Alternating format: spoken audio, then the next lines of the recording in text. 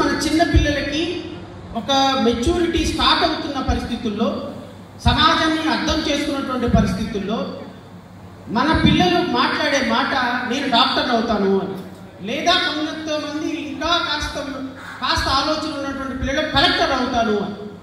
ఇవి రెండు సహజంగానే సమాజంతో ముడిపడి ఉన్నటువంటి ఒక అవినాభావ సంబంధంతో ముడిపడి ఉన్నటువంటి ప్రొఫెషన్స్ డాక్టర్ అనేది. ఎందుకు అంటే ఎన్నో జన్మల పుణ్యం చేసుకుంటే కానీ ఒక మనిషి ప్రాణాన్ని బతికించేది ఆ దేవుడైతే, ఆ మనిషి ప్రాణాన్ని పోకుండా చూసి బతికించేది ఈ లోకంలో ఉన్నటువంటి డాక్టర్. ఎందుకంటే ప్రాణం పోసేటువంటి ఒక డివైన్ యాక్టివిటీ ఒక్క దేవుడి తర్వాత మరలా దేవుడిగా భావించేటువంటి డాక్టర్ల దగ్గరే ఉంటుంది అని మనందరం కూడా గమనించాలి.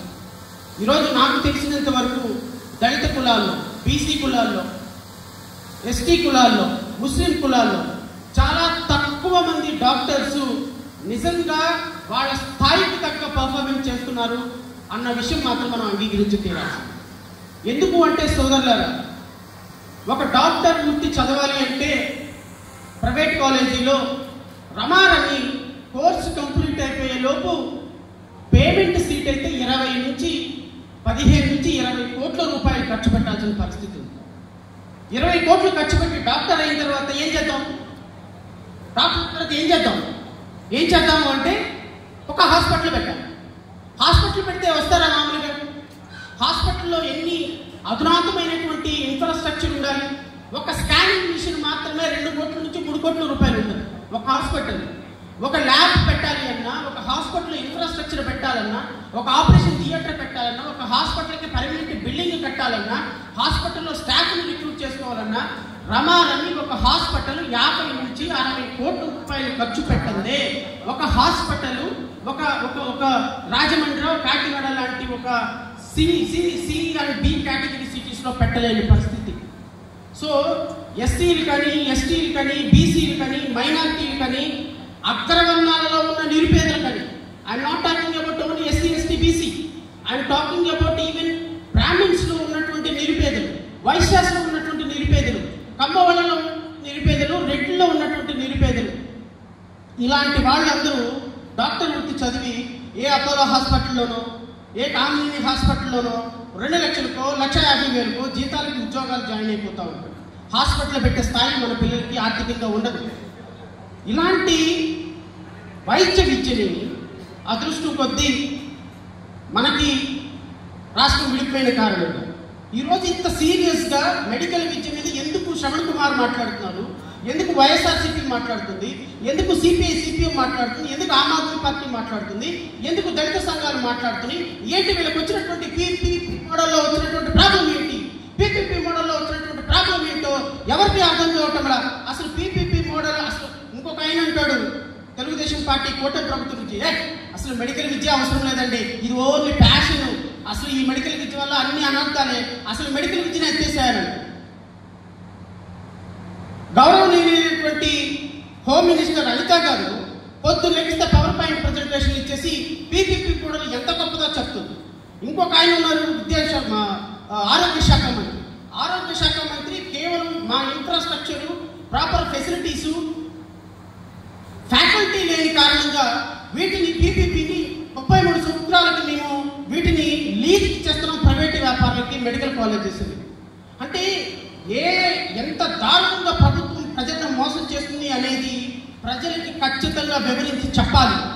ఇన్ని రాజకీయ పార్టీలు మెడికల్ విద్య మీద, ప్రైవేటీకరణ మీద ఇంత ఉద్యమం చేస్తుంటే నిమ్మకు నీరెత్తినట్టుగా మాట్లాడలేని పవన్ కళ్యాణ్ ఇంకో పక్క, మాటల నుండి మాట్లాడటానికి అవకాశం లేని నారా లోకేష్ ఇంకొక పక్క, మాటలను దాచిపెట్టుకుంటున్నటువంటి ముఖ్యమంత్రి ఇంకొక పక్క, ఈరోజు 3 పార్టీలు కలిసి ఇంక్లూడింగ్ భారతీయ జనతా పార్టీతో సహా ఈ 3 పార్టీలు కలిసి ఆంధ్రప్రదేశ్ రాష్ట్రంలో 5.5 కోట్ల మంది ప్రజల భవిష్యత్తుని తాకట్టు పెట్టే, పీపీపీ మోడల్లో తాకట్టు పెట్టే ప్రయత్నం చేస్తున్నప్పుడు ఈ తల్లిదండ్రులు, ఈ విద్యార్థులు, ఈ రాజకీయ నాయకుల్ని, ఈ సమాజాన్ని మేలుకొల్పాల్సినటువంటి బాధ్యత వేదిక మీద ఉన్న ప్రతి ఒక్క మేధావి దగ్గర ఉంది అని గుర్తుపెట్టుకోవాలి.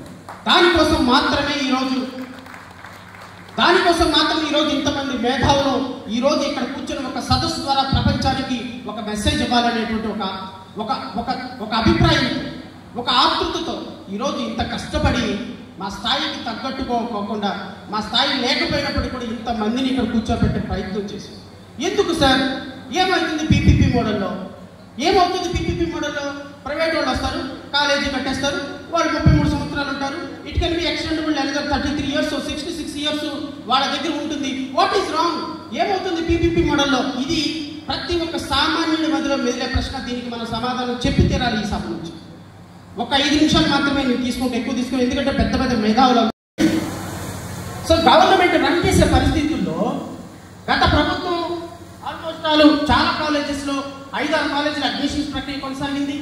ప్రతి ఒక్క కాలేజీలో ఎస్సీలు, ఎస్టీలు, బీసీలు, మైనారిటీలు, నిరుపేదలుగా ఉన్నటువంటి ఈడబ్ల్యూఎస్ కోటాలో ఉన్నటువంటి, రిజర్వేషన్లో ఉన్నటువంటి కోటాల అభ్యర్థులు అందరూ కూడా చక్కగా అడ్మిషన్ పొందారు. నిరుపేద విద్యార్థులు 13,000, 14,000 రూపాయల ఫీజుతోటి ఎంబీబీఎస్ అనేటువంటి ఒక డ్రీమ్, ఒక కళ, డాక్టర్ అవ్వడం ఒక కళ, అలాంటి ఒక డ్రీమ్ స్టడీస్లోకి నిరుపేద విద్యార్థులు, బడుగు బలహీన వర్గాల విద్యార్థులు వెళ్ళే ప్రయత్నం చేయడానికి గత ప్రభుత్వం చేసినటువంటి కృషి నిజంగా అనిర్వచనీయం. ఆ ప్రభుత్వానికి ఖచ్చితంగా మనం చప్పట్ల ద్వారా అప్రిషియేషన్ ఇవ్వాల్సింది.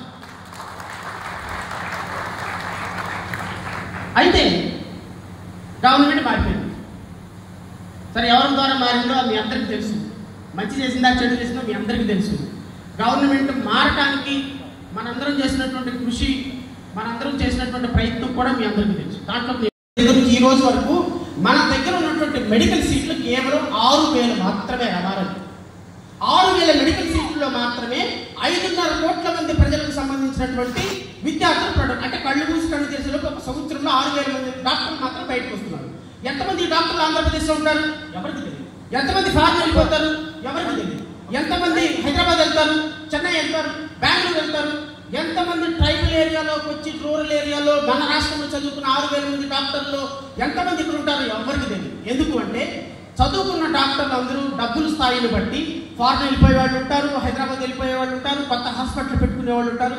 సో ఈ రాష్ట్రంలో మెడికల్ విద్యకి అత్యంత ప్రాధాన్యత ఏర్పడిన పరిస్థితుల్లో వైఎస్ఆర్సీపీ గవర్నమెంట్ గత ప్రభుత్వం నేషనల్ మెడికల్ కౌన్సిల్తో, కేంద్ర ప్రభుత్వంతో కొట్లాడి 17 కాలేజెస్కి మనకి అప్రూవల్ తీసుకుని వచ్చింది.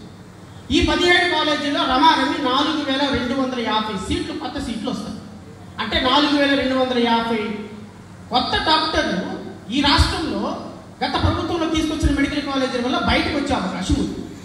సరే, కొన్ని కాలేజీలు అడ్మిషన్ స్టార్ట్ అయ్యి, కొన్ని కాలేజీలు స్టార్ట్ కాలేదు. ఓవరాల్గా నేషనల్ మెడికల్ కౌన్సిల్ 17 కాలేజీలు ఇచ్చింది.